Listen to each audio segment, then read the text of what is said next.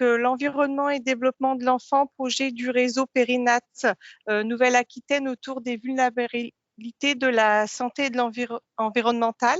Bonjour. Oui, bonjour. Bonjour. Bonjour. Je suis le docteur Rocan Wagner, je suis la coordinatrice médicale du réseau Périnat Nouvelle-Aquitaine et je suis accompagnée de ma collègue Muriel Rebola, qui est une de nos pédiatres au sein du réseau. Eh bien, déjà, je voulais remercier le réseau Mère-Enfant de la francophonie de nous avoir permis de participer, et notamment le CHU de Bordeaux d'avoir proposé notre intervention pour mettre en valeur les actions du réseau Périnat Nouvelle-Aquitaine. Donc déjà, le RPNA, comme on s'appelle entre nous, parce que réseau Périnat Nouvelle-Aquitaine, c'est toujours un peu trop long. Donc c'est un réseau de santé en périnatalité, comme il y en a dans toutes les régions françaises. C'est une spécialité française. Donc comme on est un réseau de la francophonie dans les autres pays, ça existe peut-être pas forcément. Donc nous sommes une association de loi 1901. Le réseau Périnat Nouvelle-Aquitaine a été créé en 2017 suite à la fusion des régions et des réseaux d'Aix-Aquitaine, Aix-Limousin et Aix-Poitou-Charentes, ce qui fait malgré tout une des plus grosses régions françaises, voire la plus grosse, et du coup un réseau extrêmement important. Comme tous les réseaux, nous sommes financés par notre ARS en Nouvelle-Aquitaine, qui définit avec nous un CEPOM, le contrat annuel d'objectifs et de moyens, selon un cahier des charges relativement bien défini dans les instructions ministérielles. Et nous adhérons bien sûr à la Fédération française des réseaux de santé en périnat, comme tous les autres. Donc les missions du RPNA, c'est les missions des réseaux de santé, c'est de proposer des actions de prévention et de promotion pour la santé, pour favoriser l'accès aux soins, d'harmoniser les pratiques, de contribuer à la qualité et la sécurité des prises en charge et d'encourager la collaboration de tous les acteurs autour de la naissance. Donc ça fait quand même quelque chose d'assez large sur la périnatalité, tout ça en Nouvelle-Aquitaine avec 6 millions d'habitants, 12 départements.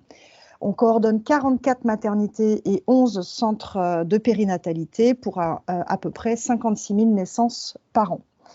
Comme c'est une association, donc nous avons en notre sein un fonctionnement avec un conseil d'administration qui sont essentiellement des personnes morales, donc les centres hospitaliers publics et privés, les PMI, les conseils de l'ordre des sages-femmes et des médecins, certaines associations.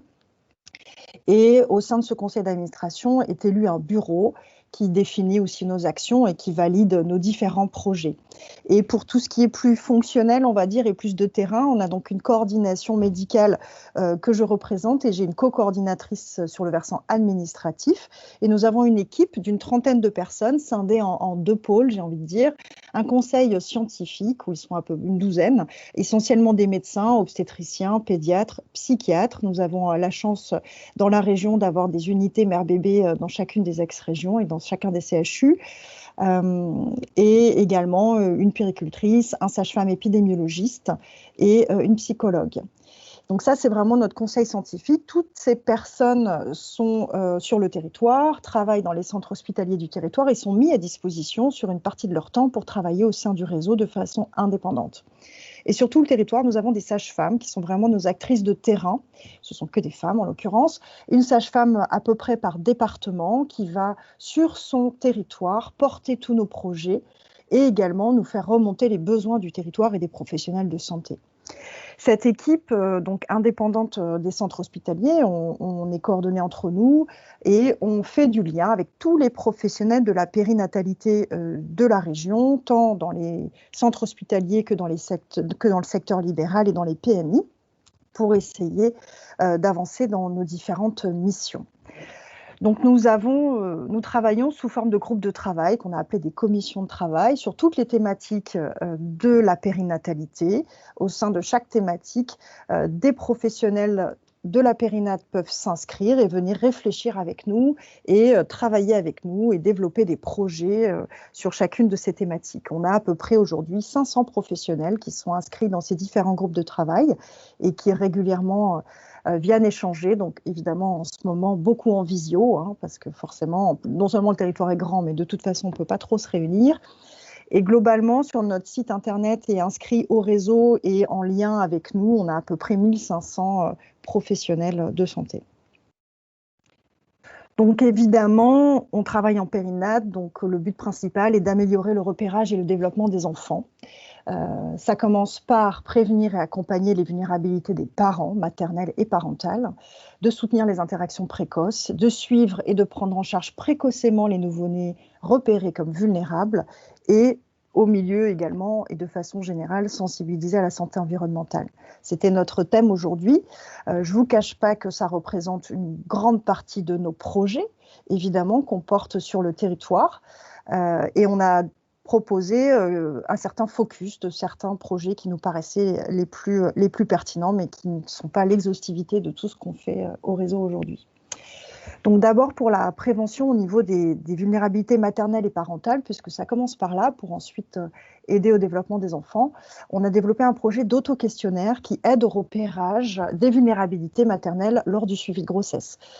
Sur un projet régional, on a fait une étude sur cet auto-questionnaire que rempliraient les femmes lors de leur suivi de grossesse à chaque consultation de façon anonyme et seule, normalement, dans la salle d'attente, qui répondrait donc à ces 9 questions qui permettraient un balayage extrêmement simple et rapide de différentes vulnérabilités.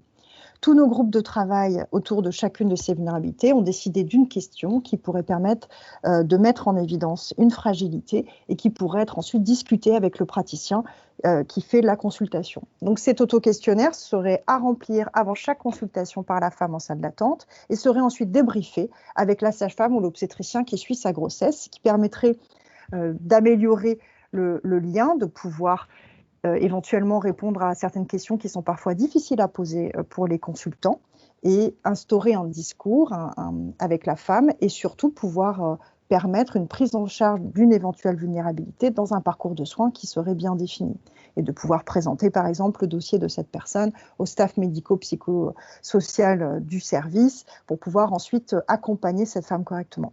On a fait une étude de cet auto-questionnaire. Ça n'existe pas en France. Il y a certaines, ça a été, on l'a vu en Australie. On s'est beaucoup inspiré de travaux australiens. Il y a plusieurs questionnaires qui existent aujourd'hui, mais qui sont parfois focalisés sur une ou deux vulnérabilités.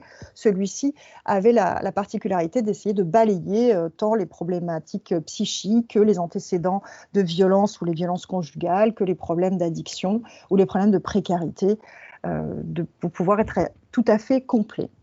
On a fait donc cette étude sur le mois de février où on a comparé après le déploiement de cet auto-questionnaire dans des maternités qui s'étaient portées candidates pour le développer, s'il y avait plus de dossiers présentés aux staffs médico-psychosociaux cette année par rapport à l'année précédente. Je ne vous cache pas que la crise sanitaire ne nous a pas aidés, mais malgré tout, on a quand même vu que cet auto-questionnaire avait été particulièrement bien reçu par les femmes qui peut-être, dans la confidentialité de la salle d'attente, avaient pu évoquer certaines fragilités qu'elles n'auraient pas évoquées par ailleurs et avaient énormément facilité le discours et la relation avec leurs praticiens consultants. Et ça avait permis également aux obstétriciens, aux sages-femmes d'ailleurs de mieux connaître les parcours de soins selon les différentes vulnérabilités, d'avoir quelque chose d'un petit peu plus formalisé. Et ce document maintenant va être déployé sur toute la Nouvelle-Aquitaine. Et on a été remarqué puisqu'on on est allé présenter cet auto-questionnaire au niveau ministériel. On a d'autres projets également autour des violences conjugales. Évidemment, il y a eu les recommandations de la HAS qui sont sorties au mois de décembre dernier et il y a un kit qui a été formalisé avec le réseau en collaboration avec le centre hospitalier de la Côte Basque, d'outils de sensibilisation, un kit de fiches réflexes qui explique les parcours, le système d'emprise, les systèmes de violence et l'accompagnement possible c'est pour les professionnels de santé qui suivent des patientes en cours de grossesse, puisqu'on sait évidemment que la grossesse peut être un facteur aggravant les violences conjugales ou même les démarrants. Ce kit va être distribué dans la région avec évidemment donc porté notamment par les sages-femmes de territoire, avec un module de sensibilisation pour les équipes et accompagné d'une procédure à visée des professionnels sur comment accompagner ces femmes et comment les écouter et faire le repérage de ces violences entre partenaires intimes, puisque c'est l'intitulé consacré. Également des outils pour sensibiliser et accompagner les addictions. Donc ça, c'est un travail qu'on fait en collaboration avec la Coréade, également association financée par l'ARS, et le CRAG, le Centre Ressources Addiction et Grossesse, avec qui on travaille énormément. sur une exposition itinérante de kakémonos. Alors là, on vous en a mis que 2, mais en fait, il y a 6 kakémonos qui expliquent comme ça, comme sur une exposition, tous les risques des addictions, tant sur le tabac que sur l'alcool et les autres substances psychoactives. Et ces kakémonos ont été déclinés par territoire, puisque le dernier kakémono note toutes les ressources du territoire. Et du coup, il y a un kakémono qui a été fait par département pour que les femmes qui regardent cette exposition puissent savoir vers qui elles peuvent se tourner. Ce document peut être ensuite décliné en flyer et on a des formations pour les professionnels en collaboration avec le CRAG sur cette thématique. Un autre projet qu'on porte actuellement, qui n'est pas encore tout à fait finalisé, c'est un outil d'aide à l'observation des interactions précoces en maternité.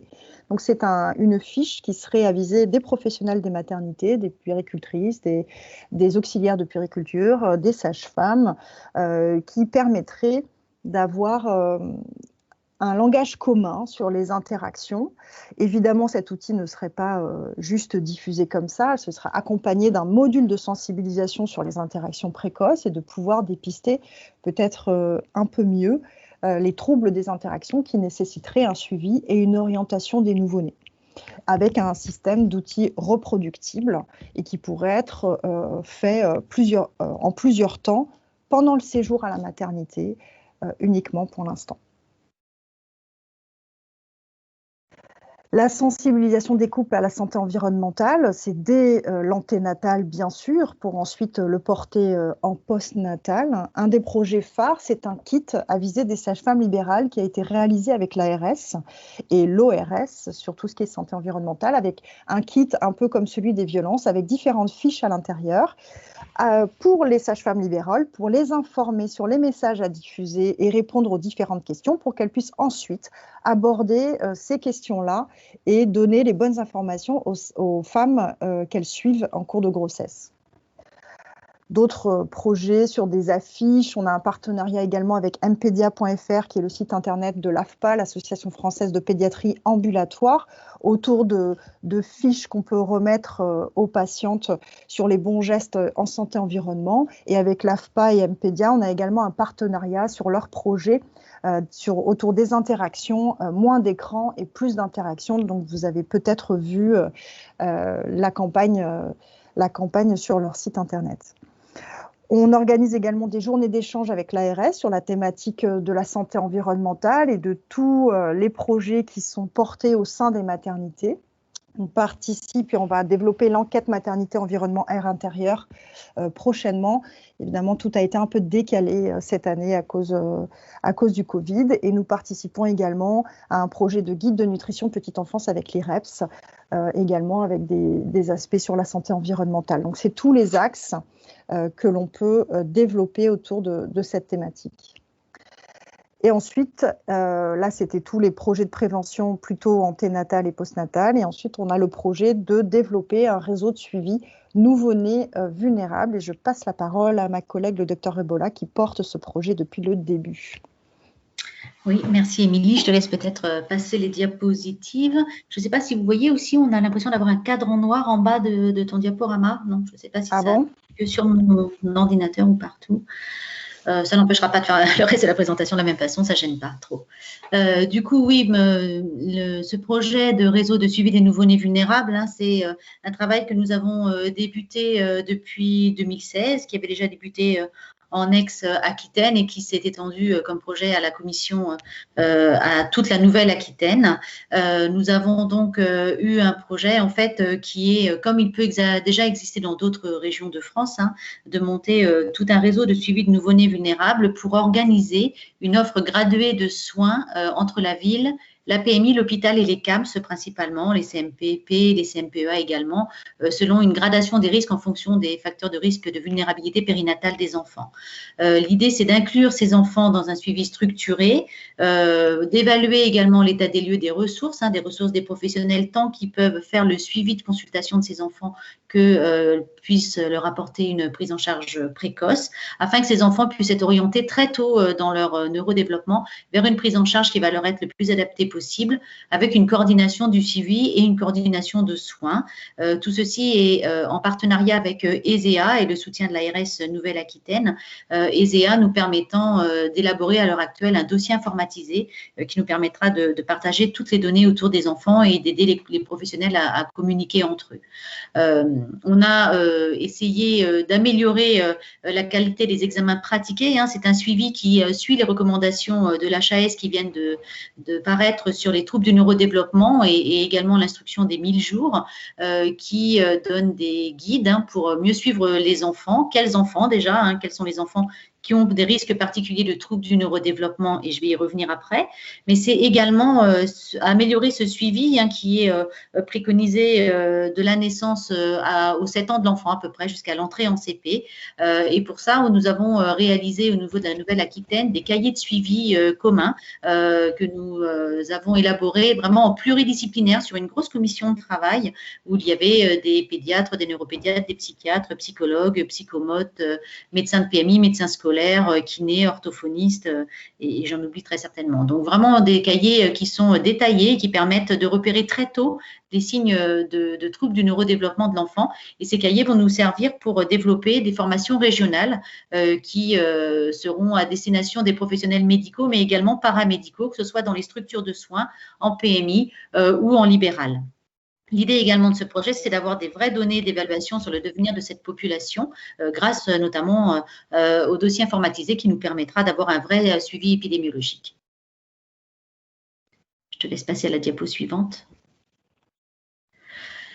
Donc, nous avons pour essayer, on sait à l'heure actuelle que dans la majorité des réseaux en France, les financements sont forcément assez limités. Et donc, du coup, nous avons porté ce projet au niveau national en répondant au financement de la CPAM via l'article 51. L'article 51, si vous en avez entendu parler, c'est des financements de la CPAM pour des expérimentations qui améliorent le parcours de soins des patients, des expérimentations de maximum 5 ans.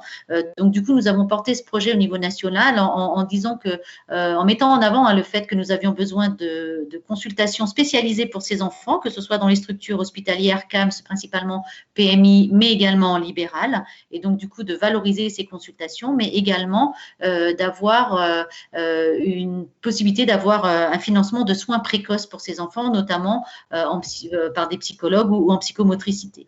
Donc, ce projet que nous avons soumis au niveau national a été porteur en tout cas, et on nous a également signalé que les régions Occitanie et Méditerranée avaient au sein de leur réseau également fait des projets un peu en ce sens, et ils nous ont demandé de travailler ensemble, d'où le projet Cocon que nous avons écrit au sein de nos 3 grandes régions. Ce projet donc est une expérimentation sur 5 ans. L'idée, c'est de déployer l'expérimentation sur certains territoires pilotes de nos 3 régions pour un passage ensuite dans le droit commun. C'est un peu l'objectif des expérimentations du projet Cocon, enfin de l'article 51, c'est que si on montre l'efficacité de ce projet, par la suite, les enfants auront le droit d'avoir ce financement qui sera passé dans le droit commun de la CPAM. Émilie, la diapo suivante. Ça y est.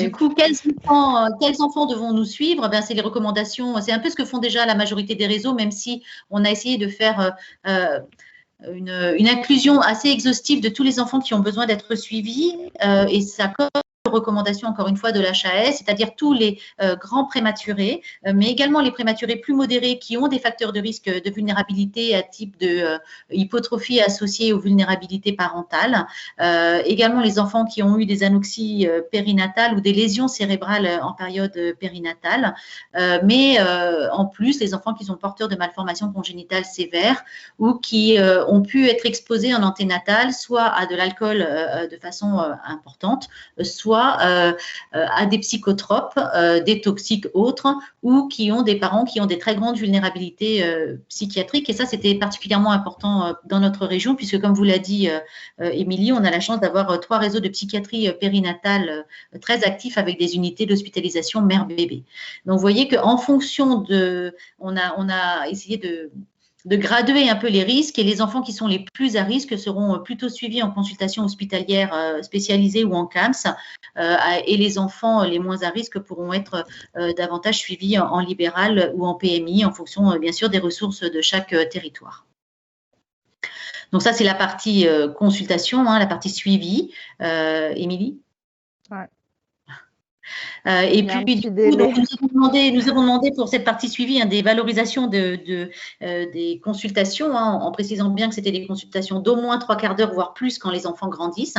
Et nous avons par ailleurs mis en avant ce qui est retrouvé de plus en plus dans la littérature, c'est l'importance du soin précoce pour les enfants, du fait de la plasticité cérébrale des premières années. Et donc, du coup, nous avons proposé 2 forfaits de soins. Un forfait de soins précoces pour les enfants jusqu'à l'âge de 2 ans, qui concernerait à peu près 30% des 7000 enfants qui seraient inclus dans nos réseaux, même si l'expérimentation, elle, ne touchera que 3500 enfants à peu près. En tout cas, sur nos 3 régions, l'exhaustivité serait environ de 7000 enfants suivis par an pendant 7 ans.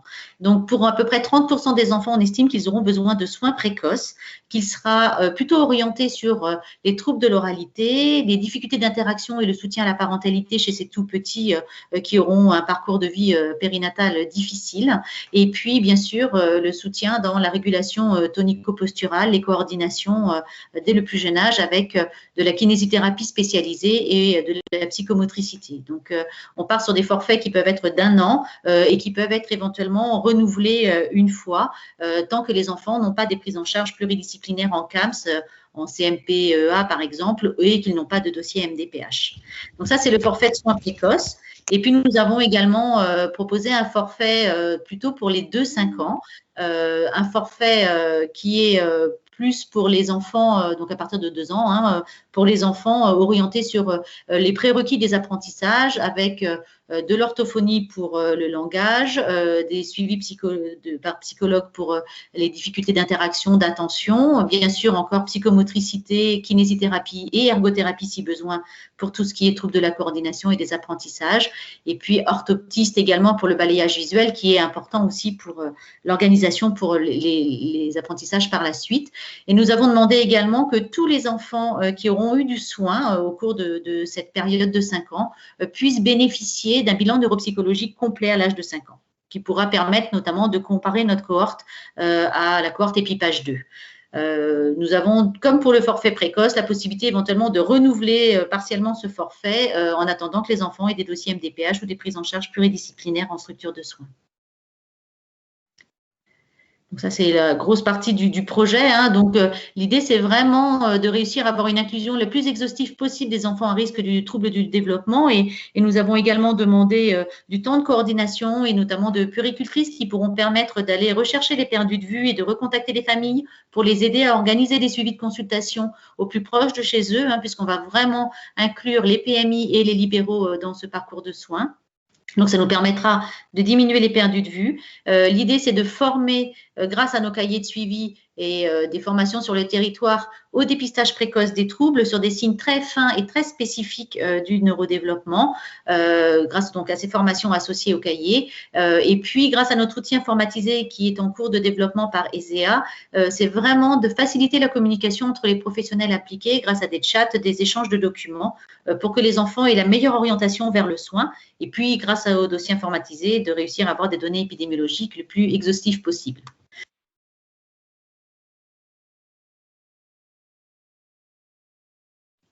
Voilà pour le projet du nouveau-né Bill. Voilà, c'était un balayage assez rapide des projets un peu phares que nous portons actuellement, qui ne sont pas évidemment tous les projets que nous avons, mais sur lesquels nous voulions faire un focus dans la prévention et l'accompagnement pour le développement de l'enfant. Merci à tous pour votre attention. Merci beaucoup pour la présentation et bravo, parce qu'il y a vraiment beaucoup de choses qui sont investies. On mesure bien l'énergie qui a dû être déployée pour tout ça. Donc, bravo. C'est vrai que je pense que c'est des exemples qui sont inspirants, en tout cas, pour tout le monde. Après, ce qu'on voit dans la pratique, c'est que c'est souvent dans les structures de recours, après les CAMS, etc., où il y a des délais. Et c'est bien, en tout cas, de pouvoir proposer des choses dans l'intervalle aux familles. C'était l'idée. Ouais, donc c'est vraiment très bien. Et ben c'est le moment de clore cette journée. Je remercie tous les intervenants. Merci aussi à tous les auditeurs qui sont restés malgré le petit retard accumulé sur l'après-midi.